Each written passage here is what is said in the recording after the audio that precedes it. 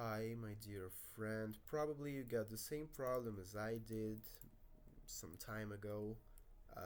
You were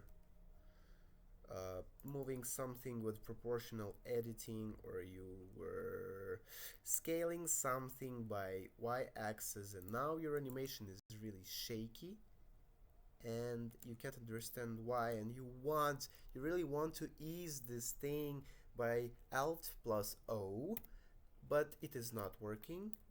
Animation is still really shaky. I can try again. You see, and it's really, yeah, it's not. It's it's not quality. So, what we can do in this case, we're choosing, for example, only like one axis if we want, or like the whole bunch of axes. Axes probably okay. And you can just find snap selection to nearest frame. You're pressing that.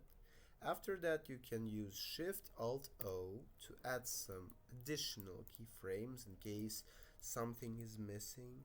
And after that, you can also press Alt O. Of course, you can select everything by A, Alt O, and now your animation is